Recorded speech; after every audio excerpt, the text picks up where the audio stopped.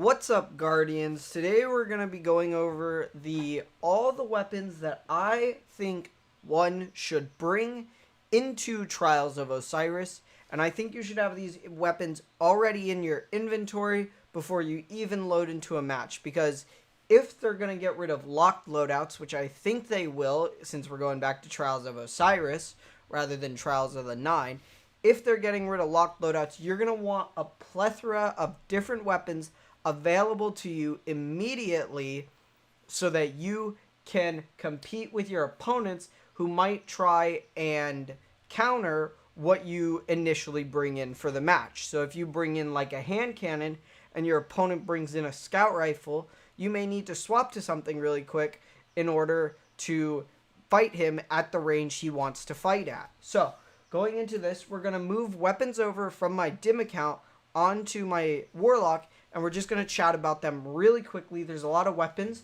so we're going to try and go through this as fast as possible.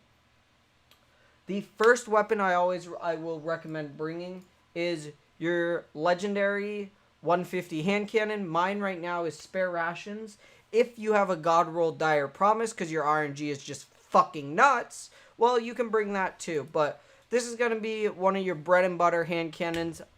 Spare rations, still one of the best hand cannons. 150s right now on PC are the best hand cannons currently because they have the same TTK as well as the same crits to body ratio as 140s, which just makes them overall a better gun. You want to bring one legendary 150, and it's up to you which one you want. But obviously, these are just one of the bread and butter best guns in the game currently. Definitely 100%. The next gun I would bring, similarly, is if you are not using an exotic anywhere else, Thorn is completely nasty. The burn lets you see through walls, and getting a kill, pushing that body, picking up that soul orb, that soul devourer orb, and then shooting another person, you're going to have a really big advantage with that burn damage. So Thorn, one of the best guns back in the OG D1 Trials days. My go-to back then. It's going to be one of my go-tos this season as well. Next weapon we're going to talk about is, we're going to talk about two more weapons, two exotics. We're going to be going over Soroush Regime and Izanagi's Burden. Now, Soroush Regime, it recently got buffed. Its time to kill is insanely fast. With spinning up, it gets insanely quick. Almost down, you can get down to a 0.457 time to kill. And at that time to kill, you're competing with things like Recluse and stuff. So, Soroush Regime, one of the best overall. The next one is Izanagi's Burden. The only reason you would bring this is maybe if you were on console, or you're using Not Forgotten / Luna's Howl, and especially on console, I know that those weapons are really dominant.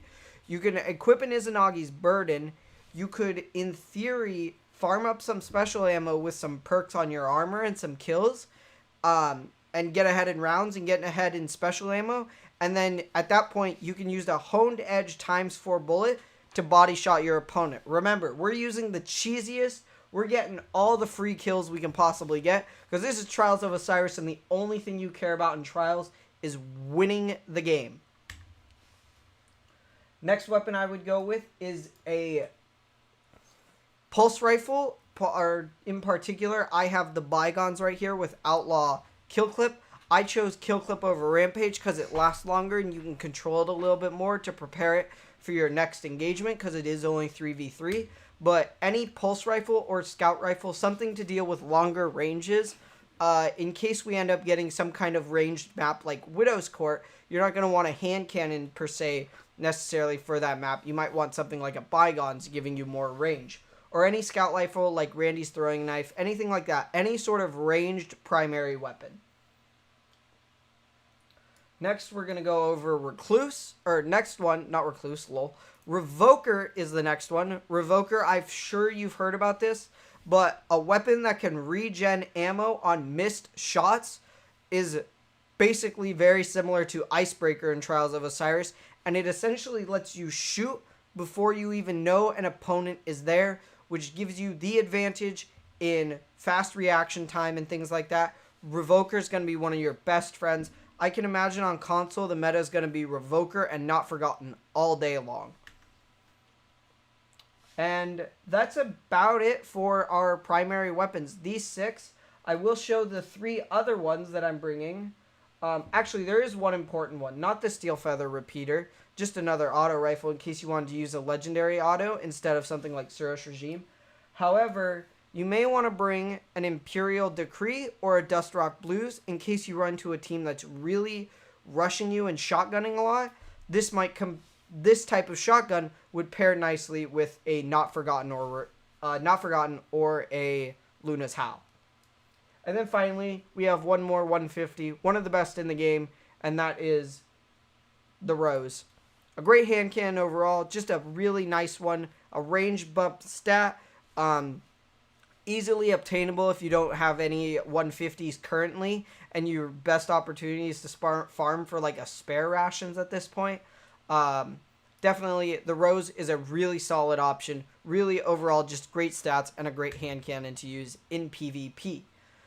So yeah, forget the Loud Lullaby. That's basically going to be one of your Trials loadouts. I will be using a Spare Rations or Thorn most of the time. Most of the time. Alright, let's move into special weapons now. We're going to go a little bit faster now with special weapons and with heavies because it's pretty easy. First one, a top tier sniper rifle. Beloved, one of the best PvP sniper rifles in the game. Whatever your favorite sniper rifle is, have it equipped because one of the most important things in Trials of Osiris is getting the first pick.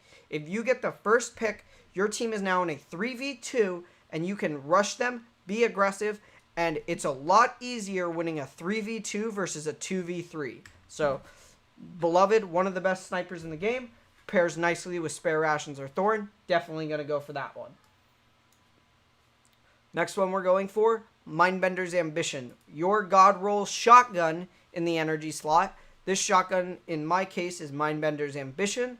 There might be a Slug Shotty you prefer, and Slug Shotties are much better this season because the range on these things has been slightly reduced. But overall, Mindbenders is my go-to shotgun, and I definitely suggest carrying something like that.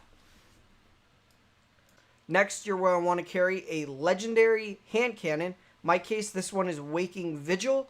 You might be using a Not Forgotten or Luna's Howl, especially if you're on console. But yes, a legendary hand cannon to pair with all of your special kinetics. And that's about it. One of the other guns is Hardlight. And then another gun I would suggest is Tatara's Gaze. There's a couple reasons for this. One, Hardlight got a recent buff. It's just similar to Soroush Regime. It's really, really strong. We'll see how it does in a Trials meta, but this is definitely something I recommend bringing. Overall, just because it has a really, really good time to kill, faster than these legendary 150 hand cannons. And then finally, Tatara's Gaze. I think it's really important to have these high impact sniper rifles in both slots. So you have Revoker in your kinetic, and you have Tatara's Gaze in your special slot. And the reason for this is, A, these snipers can headshot supers. Don't mind the roll. I accidentally deleted all my Tatara's Gazes, so I don't have one currently except for this one. So, Tatara's Gaze, you can headshot supers, really important. You can't do that with any other snipers. The lower impact ones don't do that. And if you're a Warlock, once again, we can cheese out some kills. We're going to throw on an Empowering Rift. We're going to emote a corner. We're going to drop that rift and we're going to body shot around it. Kill that guy instantly. 3v2. You want to cheese as many kills as possible. This is going to be one way you Warlocks can do it. And that's about it. I have a couple other options. Gnawing Hunger. Really, overall, another good auto rifle. Auto rifles got buffed. We'll see how it does.